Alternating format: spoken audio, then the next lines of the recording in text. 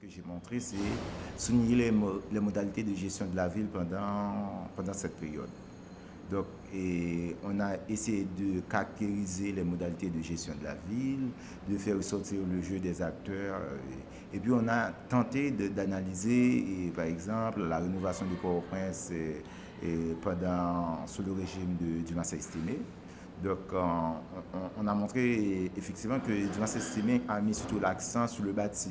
C'était surtout une approche physico-spatiale et il n'a pas tenu trop du social.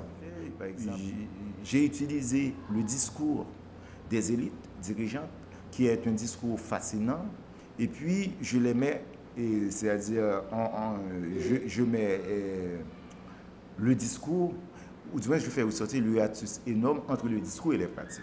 Et ce qu'on a vu, il y a un discours, et derrière le discours, il y a des enjeux d'ordre financier, d'ordre social.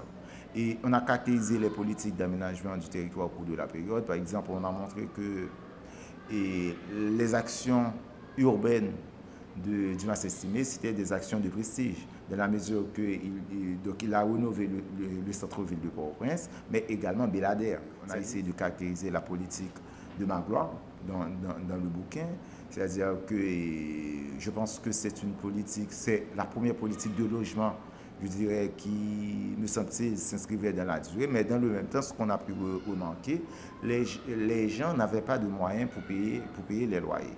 Donc, c'est-à-dire qu'on a construit, mais pour près de 10% de la population. C'est ce que j'ai un peu montré dans le bouquin. Mais en même temps, j'ai mis l'emphase sur la vie culturelle de la période. J'ai montré que la poésie, également le roman, étaient des lieux pour contourner la répression au cours de cette période. En ce sens, comme historien, j'ai utilisé ces sources qu'on n'utilise pas souvent en Haïti, le roman, la poésie. Donc, en termes méthodologiques, je dois dire que je n'ai pas fait une approche physico-spatiale.